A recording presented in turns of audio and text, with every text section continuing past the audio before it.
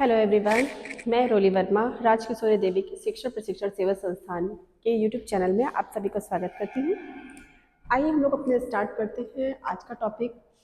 जो टॉपिक है आपका BEd first year second paper fundamental of hearing and hearing impairment, जिसमें हम लोग आज अध्ययन करेंगे श्रवण तंत्र, यानी हमारे हेयरिंग सिस्टम किस प्रकार कैसे काम करते हैं या उनमें किस प्रकार की प्रॉब्लम्स आ जाती है या हेयरिंग कॉजेज़ क्या क्या हो सकते हैं, हेयरिंग इम्पेयरमेंट के कॉजेज़ क्या हैं और हेयरिंग इम्पेयरमेंट क्यों प्रभावित होता है व्यक्ति के लिए। हमारे कान जो एक हमारे संवेदी अंग है जिसके द्वारा हम सुनने का कार्य करते हैं, ये बहुत इम्पॉर्टेंट पार्ट होता है हमारी बॉडी का। आइए हम लोग उसको विस्तार से अध्ययन करते हैं स्टेप बाय स्टेप। जैसा कि हमारा पहला पॉइंट है आपका कान की संरचना।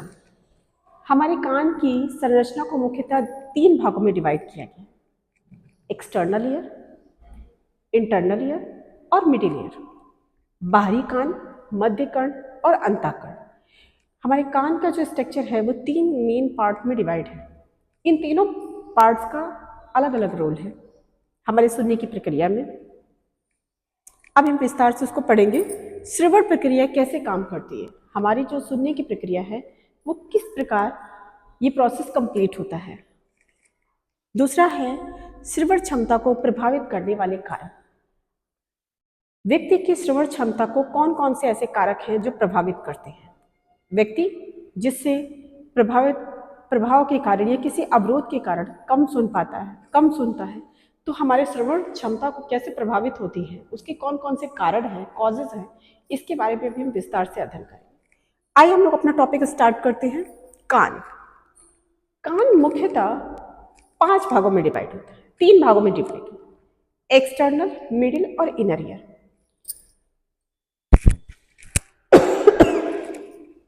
हमारा जो एक्सटर्नल ईयर है वो सबसे मेन पार्ट होता है, जो विजुअल पार्ट हमारा है। पिन्ना 5 भागों में डिवाइडेड होता है। पहला पार्ट होता है हेलिक्स, दूसरा एंटी हेलिक्स और तीसरा ट्रैगस। बाहरी कान जो है हमारा पिन्ना, वो एक कुप्पी जैसी संरचना है। हमारा जो बाहरी कान है उसका जो स्ट्रक्चर होता है वो फनल लाइक स्ट्रक्चर होता है, जैसे कुप्पी जैसी संरचना होती है, जो हमारे एटमॉस्फेयर में जो भी नॉइज होती है, हम जो आवाज़ें होती हैं उसे वो कलेक्ट करने का कार्य करता है। और हमारे पिन्ना के 5 अलग अलग भाग होते हैं जिनको अलग अलग नाम दिया गया है, helix, anti helix, tragus, anti tragus and lobule. उसके बाद हमारे कान का दूसरा भाग होता है आपकी कर्ण नलिका, यानी ईयर कैनाल, जिसकी लंबाई 2.5 सेंटीमीटर होती है। या आप लोग जानते होंगे हमारे ईयर कैनाल की जो नली होती है उसमें 2 प्रकार की ग्लैंड्स पाए जाते हैं, सरमेनियस और सेबेसियस ग्लैंड। सरमेनियस ग्लैंड्स क्या होती है, जो वैक्स प्रोड्यूस करती है। सेबेसियस ग्लैंड्स होती है ऑयल प्रोड्यूस करती है, जिससे हमारे कान की सुरक्षा होती है, जिनसे हमारे कान में वैक्स बनता है। वैक्स क्या होता है, जो हमारे बाहरी वातावरण में ऐसे पार्ट्स होते हैं जो हमारे कान को अंदर तक जाके क्षतिग्रस्त ना करें, उनसे सुरक्षा करता है, जैसे धूल मिट्टी के कण ये हमारे कानों तक ना पहुंचे और जिनसे हमारे कान की सुरक्षा हो सके। उसके बाद है कान की परत त्वचा से बनी होती है। जो हमारे कान होते हैं वो कार्टिलेज की बनी होती है। जो विजुअल पार्ट हम जो पिन्ना देखते हैं वो कार्टिलेज का बना होता है। अब हम बात करते हैं मध्य कान की। कान में का जो मध्य ईयर है वो बहुत इंपॉर्टेंट होता है। कान के इसमें 2 मेन पार्ट होते हैं, जैसे ऑसिकल्स बोन, जो हमारे 3 अलग अलग हड्डियों को मिला करके कॉम्बिनेशन को हम ऑसिकल्स बोन बोलते हैं। इसमें 3 मेन हड्डियां होती हैं जिनका नाम मैलियस, इनकस और स्टेपिस होता है। ये आपस में इस तरह से फॉर्म्ड होती है, इस प्रकार से जुड़ी होती हैं, जो हमारे एक्सटर्नल ईयर के द्वारा जिन आवाज़ों को हम सुनते हैं उनको हमारे मिडिल ईयर से एक इंटरनल ईयर में ट्रांसमिट करती है, पहुंचाती है। और मिडिल ईयर में हमारे कान का पर्दा होता है, यानी टिम्पैनिक मेम्ब्रेन जिसे हम कहते हैं, वो भी प्रेजेंट होता है। उसके बाद स्टिका चेन ट्यूब होती है जो मध्य कान को गले से जोड़ती है। स्टिका चेन ट्यूब क्या होती है? जो मिडिल ईयर को हमारे नेक के थ्रू अटैच करती है, एक साथ जोड़ती है। उसके बाद हम बात करते हैं अपना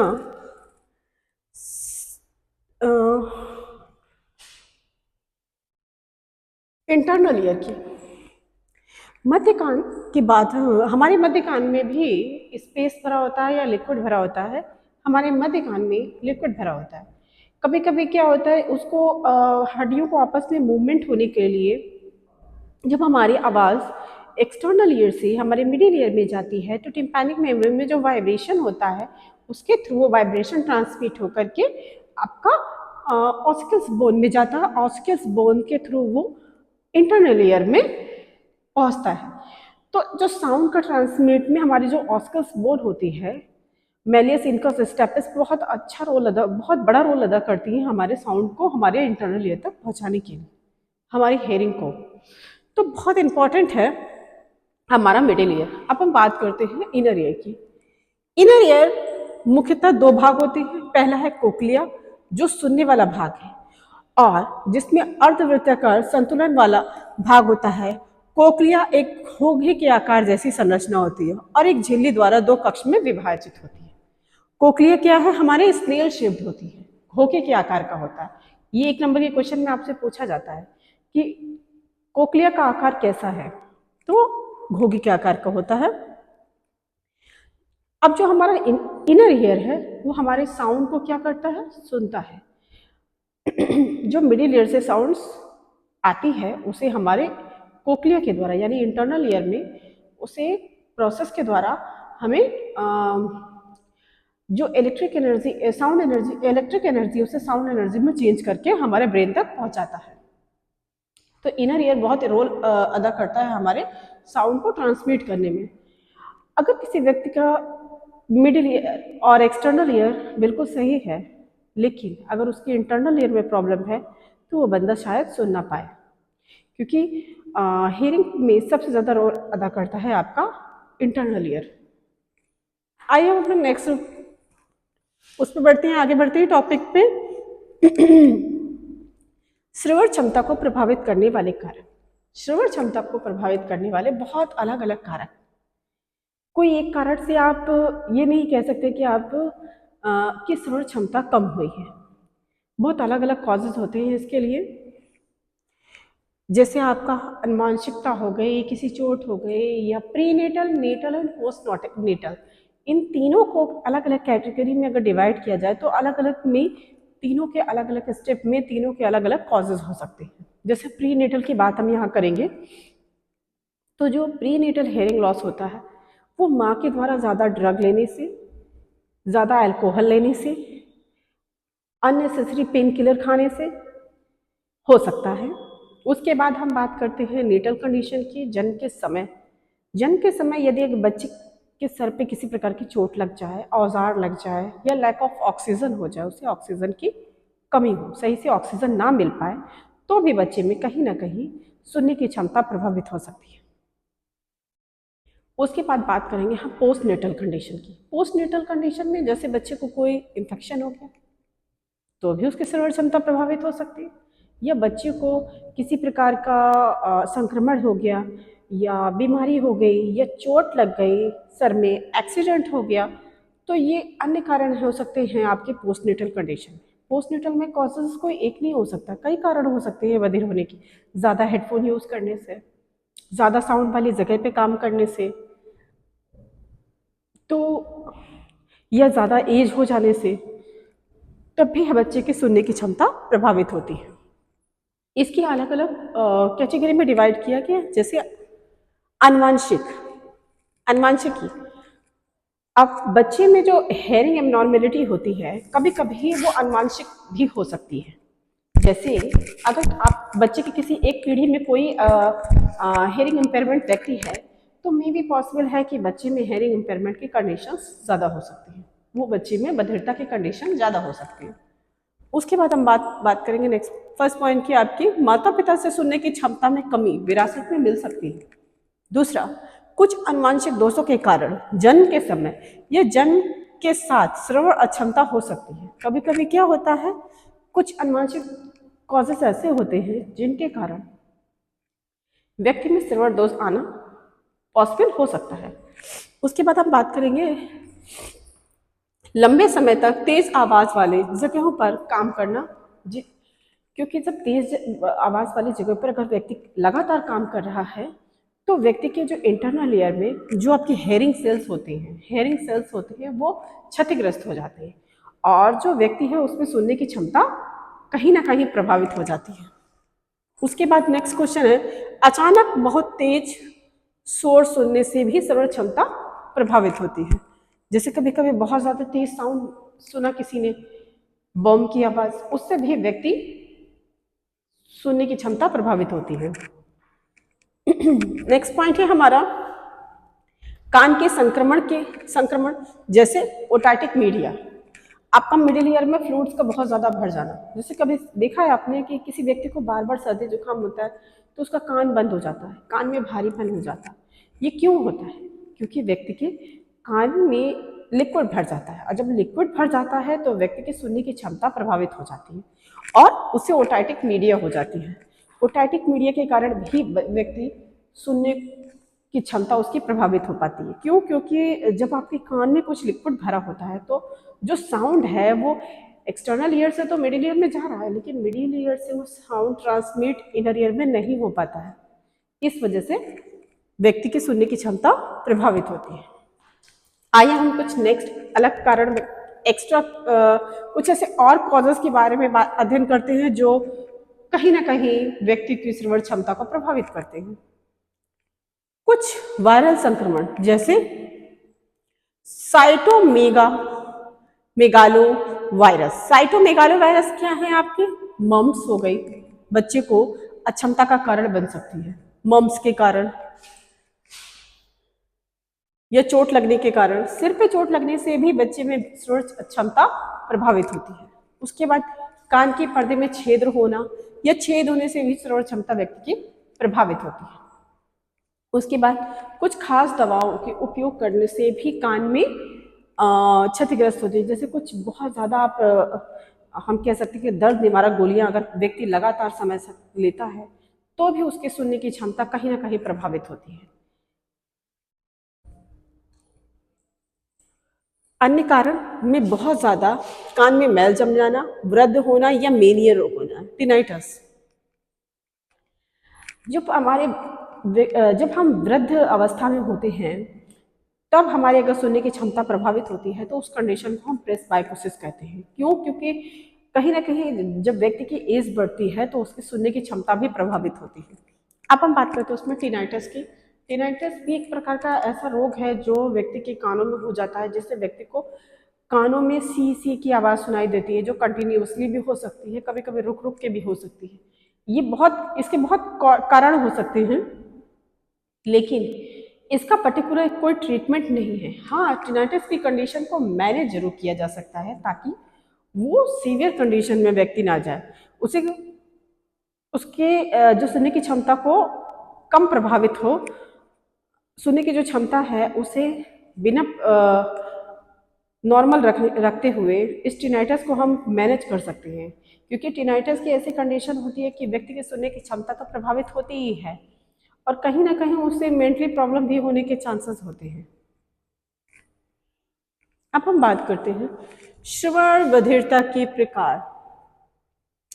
वैसे नॉर्मली हम श्रवण बधिरता के तीन ही प्रकार डिस्क्राइब किए जाते हैं, कंडक्टिव, मिक्स्ड और सेंसोन्यूरल। बट कहीं कहीं हम उसे सेंट्रल हेयरिंग लॉस के नाम से भी जानते हैं, जो हमारा 4 ऑप्शन है। अर्थात 4 प्रकार के श्रवण बधिरता के बारे में हम यहाँ अध्ययन करेंगे। पहला है संवेदनशील श्रवण हानि, यानी conductive sensorineural hearing loss. Sensorineural hearing loss क्या होता है? SNHL जब भी कभी हम डायग्नोज करते हैं तो सेंसर न्यूरल हेयरिंग लॉस को SNHL लिखते हैं।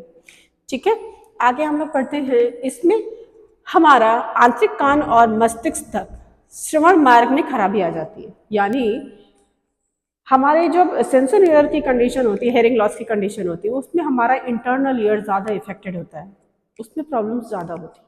क्यों? क्योंकि वो साउंड को एक ट्रांसमिट नहीं कर पाता, उसमें कहीं ना कहीं अवरुद्ध हो जाता है।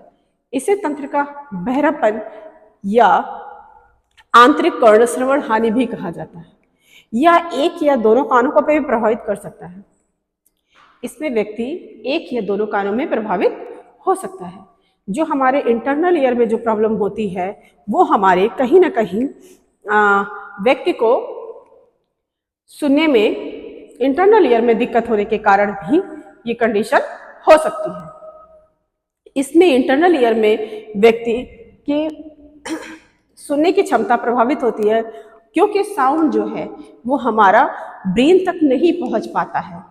उसमें कभी कभी क्या होता है कि कोक्लिया में दिक्कत हो जाती है, या हमारे जो हेयरिंग सेल्स हैं उनमें कोई दिक्कत आ जाती है, जिनकी वजह से साउंड को ट्रांसमिट नहीं किया जा सकता, वो अवरुद्ध हो जाता है, तब इसके कंडीशन आ जाती है। अब संवेदीय श्रवण हानि के कौन कौन से कारण हो सकते हैं?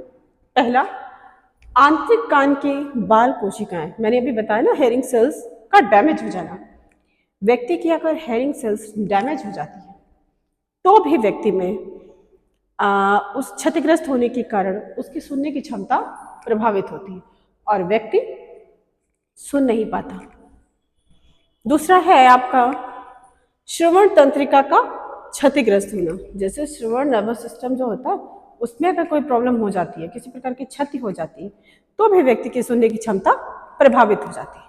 उसके बाद है जन्मजात विकार, जैसे कि ओटिक कैप्सूल, या हम कह सकते हैं डिस्प्लेसिया सिंड्रोम। डिस्प्लेसिया सिंड्रोम जो होता है जिसमें व्यक्ति की सुनने की क्षमता काफी हद तक प्रभावित होती है, और यह विकार जो होता है वो जन्मजात होता है बच्चे में। अभी हमने यहाँ डिस्कस किया था इससे पहले कि हाँ, सुनने की क्षमता बच्चे की कैसे कैसे प्रभावित होती है, जैसे प्रीनेटल कॉजेज भी हो सकते हैं, नेटल कॉजेज हो सकते हैं, और आपका पोस्टनेटल कॉजेज भी हो सकते हैं। तो जो ये आपका जन्मजात है वो आपका प्रीनेटल कॉजेज के अंतर्गत आ सकता है। डिस्प्लेसिया सिंड्रोम जो है वो बच्चे के जन्म से पहले, यानी जन्मजात बच्चे में ये विकार हो जाता है।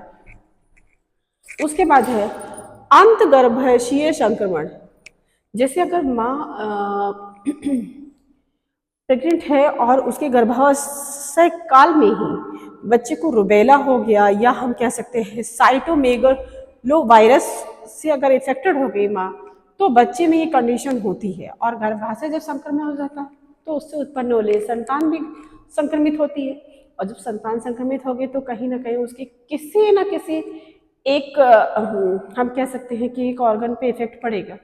शायद रुबेला जो है ये इसी प्रकार का एक कंडीशन है। इसमें व्यक्ति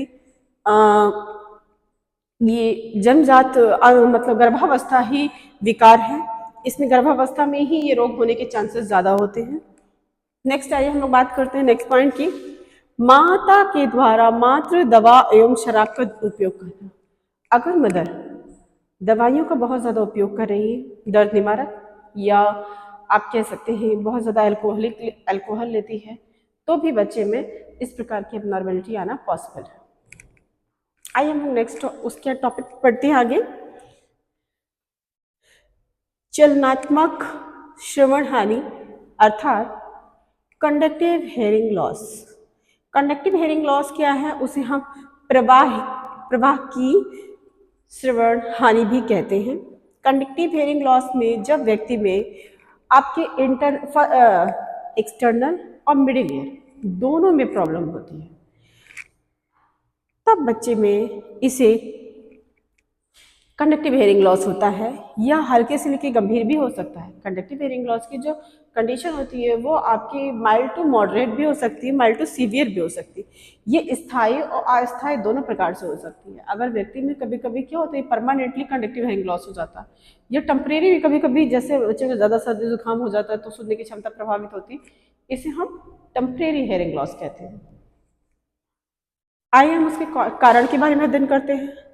कंडक्टिव हेयरिंग लॉस के कारण, पहला कान में किसी प्रकार का संक्रमण होना यानी किसी प्रकार का इन्फेक्शन होना, इससे भी व्यक्ति के में कंडक्टिव हेयरिंग लॉस की कंडीशन आ जाती है। नेक्स्ट है हमारा कान में रुकावट होना, जिससे किसी व्यक्ति में क्या है, कान में बहुत ज़्यादा वैक्स जमा हो जाना, उसकी सफाई ठीक से नहीं होना, इससे भी संक्रमण हो जाता है और व्यक्ति की सुनने की क्षमता प्रभावित होती है और उससे कंडक्टिव हेयरिंग लॉस हो जाता है। नेक्स्ट पॉइंट है कान की संरचना की समस्या, जैसे कभी कभी कान की संरचना प्रभावित होती है। कान की संरचना में क्या है, व्यक्ति का बाहरी कान बना ही नहीं है, पिन्ना है ही नहीं, तो भी हमारी कंडक्टिव हेयरिंग लॉस के चांसेस ज़्यादा होते हैं, क्योंकि जब पिन्ना नहीं होता तो आपका जो एटमॉस्फेयर से जो आप साउंड कलेक्ट करते हैं वो थोड़ी सी कहीं ना कहीं प्रॉब्लम क्रिएट होती है उसको कलेक्ट करने में, तो व्यक्ति की सुनने की क्षमता प्रभावित होती है। तो हम कह सकते हैं कि रचनात्मक, जैसे माइक्रोशिया बहुत छोटा कान होना, एनोशिया बिल्कुल माइक्रोशिया छोटा कान होना, एनोशिया बड़ा कान होना बहुत ज़्यादा। उसके बाद है हमारा नेक्स्ट कान के पर्दे का ढलना, उसके ये कंडक्टिव हेयरिंग लॉस के सिम्टम्स हो सकते हैं। कान के पर्दे में छेद होना, मैंने कहा नहीं आपका जब कंडक्टिव हेयरिंग लॉस की कंडीशन होती है तो व्यक्ति में एक्सटर्नल और मिडिल ईयर दोनों में किस प्रॉब्लम हो सकती है, और एयरबोन गैप जो होता है वो 10 डिग्री से कम होता है। उसके बाद है मध्य कान की हड्डी को क्षतिग्रस्त होना, यानी ऑसिकल्स बोन को भी रैप्चर होना, या हम कह सकते हैं उसमें मूवमेंट का रिस्ट्रिक्ट हो जाना, ठीक से मूवमेंट नहीं होना। उसके बाद है कंडक्टिव हेयरिंग लॉस के लक्षण, तेज आवाज़ें दब सकती हैं, धीमी आवाज़ें सुनाई ना देना, तेज आवाज़ तो सुनाई देती व्यक्ति को लेकिन बहुत धीमी साउंड से सुनाई नहीं देती, कान में भारीपन हमेशा महसूस होना, जैसे कि हमारे अभी मैंने बताया था आपको कि मिडिल ईयर में व्यक्ति के जब कान में फ्लूइड भर जाता है तब भी व्यक्ति सुन नहीं पाता, और जब सुन नहीं पाता तो उसके कान में भारीपन रहता है। उसके बाद है प्रवाहीय श्रवण हानि का इलाज।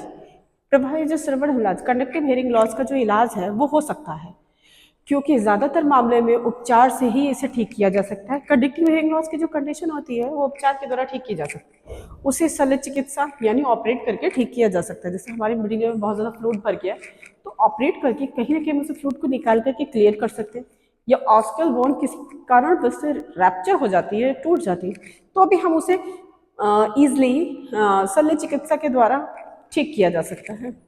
आपके कान के पर्दे में कोई छेद हो गया है तो उसे भी ठीक किया जा सकता है। श्रवण सहायता उपकरण के द्वारा भी हम व्यक्ति के सुनने की क्षमता को ला सकते हैं। जो हमारे कंडक्टिव हेयरिंग लॉस जो होता है हम कह सकते हैं कि वो पूर्णतः ट्रीटेबल होता है, मतलब हम उसे ट्रीट कर सकते हैं और उसे उपचार करके ठीक किया जा सकता है। अचानक सुनने की क्षमता में कमी महसूस होने पर आपको जल्द से जल्द सुनने की क्षमता की जांच करानी चाहिए।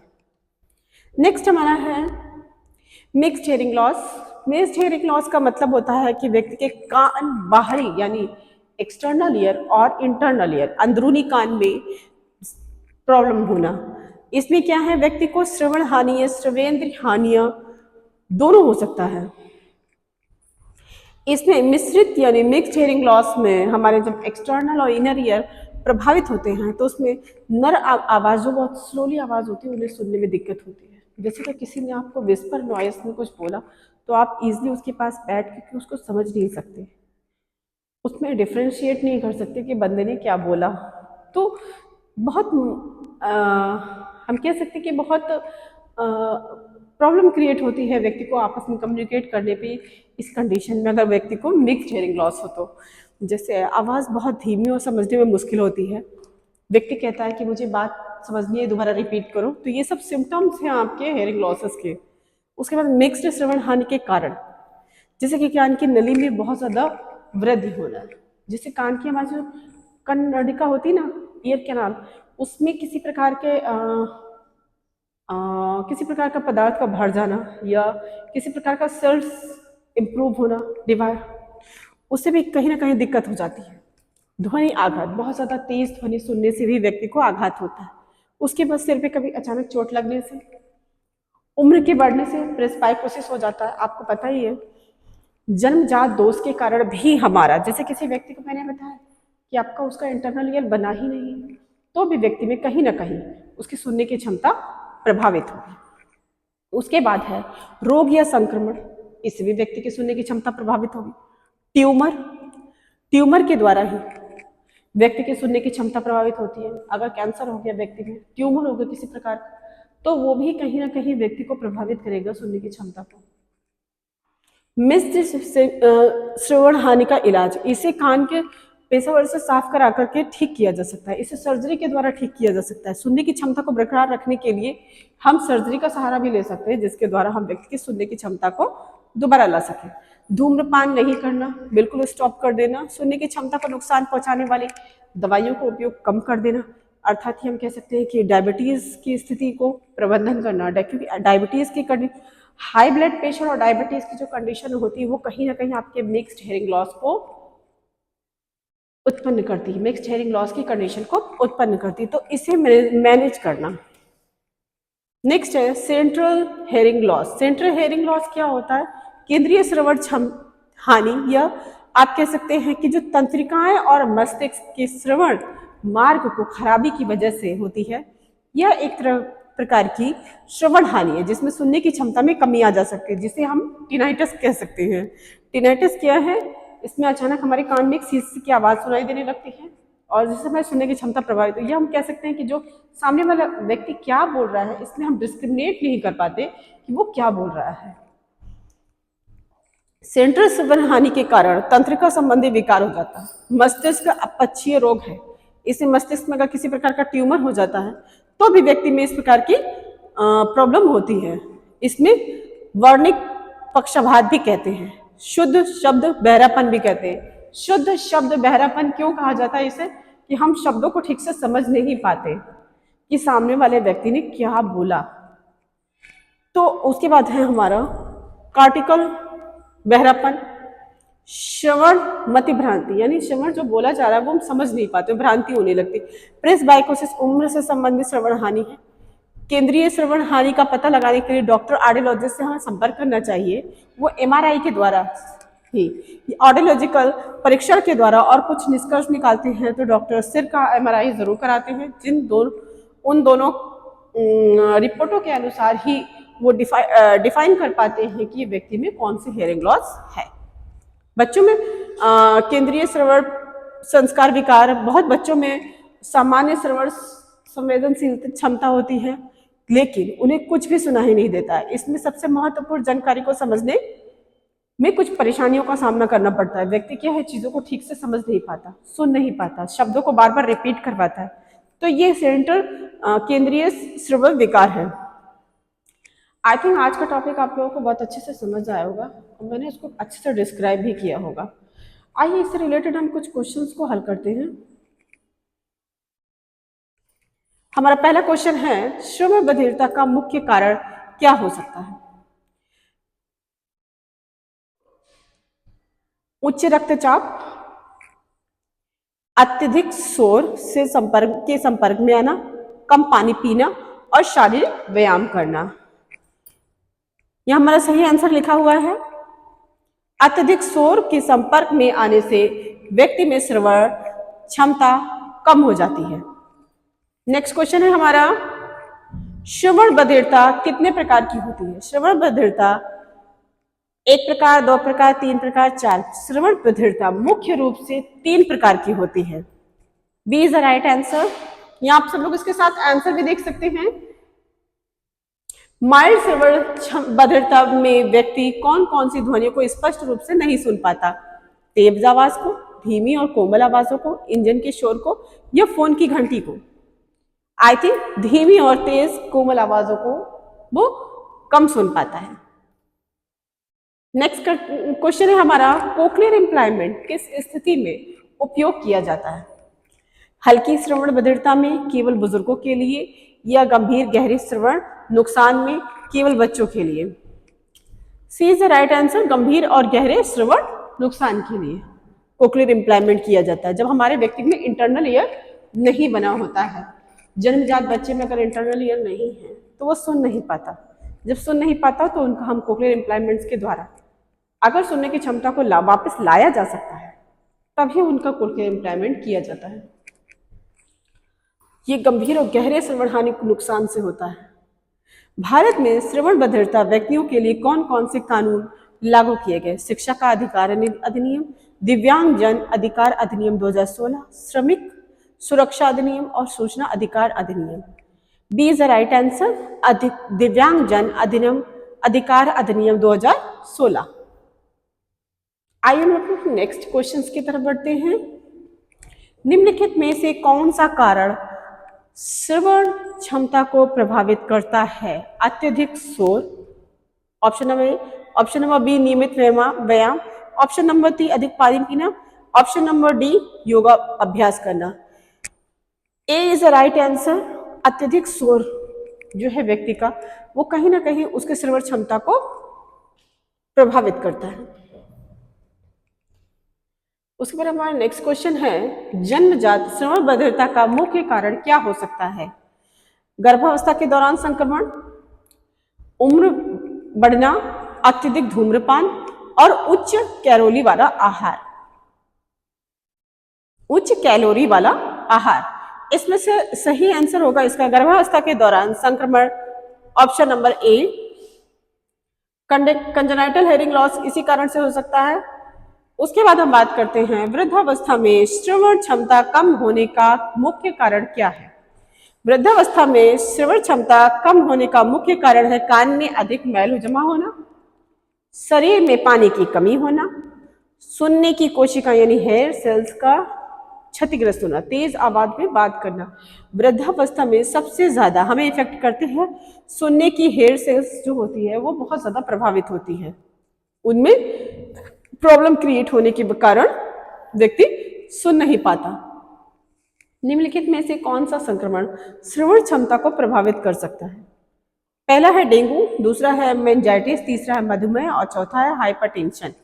इसका सही आंसर है मेनिंजाइटिस, जिसके कारण मेनिंजाइटिस में संक्रमण के कारण व्यक्ति की सुनने की क्षमता प्रभावित होती है। नेक्स्ट क्वेश्चन है, बच्चों में श्रवण हानि का कारण क्या है? बच्चों में श्रवण हानि का कारण क्या है? तेज संगीत सुनना, बार बार कान में संक्रमण होना या रोजाना टहलना, दूध अधिक पीना। इसका सही ऑप्शन होगा ऑप्शन नंबर बी, कान में संक्रमण होने के कारण। अगर किसी व्यक्ति में बार बार कान में संक्रमण होता है तो कहीं ना कहीं उसके सुनने की जो क्षमता है वो प्रभावित होती है और व्यक्ति सुन नहीं पाता। तो जो व्यक्ति की जो सुनने की क्षमता होती है वो प्रभावित होती है व्यक्ति के बार बार, जैसे किसी को सर्दी जुकाम बहुत ज्यादा होता है, तुरंत सर्दी जुकाम हुआ, फिर थोड़े दिनों बाद फिर सर्दी जुकाम हो गया, तो बच्चे का कहीं ना कहीं सुनने की क्षमता जो है वो प्रभावित होगी। क्यों? क्योंकि उसके मिडिल ईयर में कहीं ना कहीं लिक्विड ज़्यादा भर जाता है, और जब ये इन्फेक्शन उसको बार बार होता है तो मे बी पॉसिबल उसमें हेयरिंग लॉस होने के चांसेस 90% ज़्यादा हो जाते हैं। तो आई होप आप लोगों को ये टॉपिक काफ़ी अच्छे से समझ आया होगा। मैंने पूरी अच्छी तरह से समझाने की कोशिश भी की है। जो हमारे कान है मुख्यतः 3 भागों में डिवाइडेड है, आपका एक्सटर्नल, मिडिल और इनर। एक्सटर्नल ईयर में जो होता है उसका मेन पार्ट होता है आपका पिन्ना और ईयर कैनाल।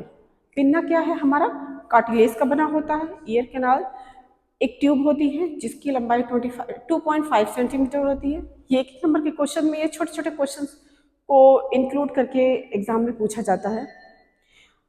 तो इन जो छोटे छोटे क्वेश्चन है इनको कहीं ना कहीं आपको नोट करके रखना चाहिए ताकि एग्जाम में आपको इसे कर सकें। उसके बाद हम बात करते हैं हमारे मिडिल ईयर की। मिडिल ईयर में हमारा लिक्विड भरा होता है। जब मिडिल ईयर में लिक्विड भर जाता है तो व्यक्ति की सुनने की क्षमता प्रभावित होती है। क्यों? क्योंकि उसके कान क्या होता है, बंद हो जाता है। जब बंद हो जाता है तो हमारा जो एक्सटर्नल ईयर से जो हम साउंड को मिडिल ईयर में लाते हैं वो साउंड हमारा इनर ईयर में ट्रांसमिट नहीं हो पाता या कम हो पाता है, तब भी सुनने की क्षमता व्यक्ति की प्रभावित होती है। स्टिका चेन ट्यूब क्या होती है? वो हमारी बॉडी को हमारे कान के मिडिल ईयर पार्ट को नेक से जोड़ती है। उसके बाद एक है semi circular canal. Semi circular canal बहुत इंपॉर्टेंट रोल अदा करती है हमारे बॉडी बैलेंसिंग को। इसमें 1 नंबर के क्वेश्चन में पूछा जाता है कि हमारे शरीर को बैलेंस कौन करता है, तो कान का ऐसा कौन सा भाग है जो हमारे शरीर को बैलेंस करता है, उसे हम सेमी सर्कुलर कैनाल कहते हैं। तो मिडिल ईयर में हमारी कौन सी 3 बोन्स होती हैं? मैलियस, इनकस और स्टेपेस। इसमें सबसे बड़ी हड्डी मैलियस जो होती है सबसे लॉन्गेस्ट बोन है, सबसे बड़ी हड्डी होती है। और इनकस इनकस जो है वो सबसे हैवीएस्ट बोन होती है, यानी सबसे भारी होती है। और स्टेपिस जो होती है वो सबसे स्मॉलेस्ट बोन होती है। इन तीनों बोन के कॉम्बिनेशन को ही हम ऑस्कल्स कहते हैं। ये ऑस्कल बोन जो होती है, जब हवा का दबाव बढ़ता है तो वो कहीं ना कहीं उसके जो वाइब्रेशन होता है उसको ट्रांसमिट करती है ईयर ड्रम पे, यानी टिम्पैनिक मेम्ब्रेन। और टिम्पैनिक मेम्ब्रेन वाइब्रेट होकर के हमारे इनर ईयर को वो साउंड को ट्रांसमिट करता है। और जो हमारे इनर ईयर में जो हमारा कोक्लिया है वो साउंड को क्या करता है, हमारे ब्रेन तक पहुंचाता है। तो ब्रेन तक पहुंचाता है तभी हम सुन पाते हैं, और जो सुने शब्द होते हैं उनका ही हम आंसर दे पाते हैं। तो कहीं ना कहीं ये हमारा जो सुनने का प्रोसेस है, जितना आसान दिखता है उतना आसान होता नहीं, क्योंकि ये बहुत कॉम्प्लिकेटेड संरचना है और इसको डीपली पढ़ना बहुत ज़रूरी है। तो आई थिंक, और फिर अब हम बात करते हैं हेयरिंग लॉस की। हमारे 3 प्रकार के मेन हेयरिंग लॉस होते हैं: कंडक्टिव, मिक्स्ड और सेंसोन्यूरल। ये इनमें हमारे कंडक्टिव हेयरिंग लॉस क्या होता है, उसमें हमारा जो मिडिल ईयर है, सॉरी एक्सटर्नल ईयर है और इनर ईयर दोनों प्रभावित होते हैं। और मिक्स्ड हेयरिंग में आपका मिडिल और इनर ईयर प्रभावित होते हैं।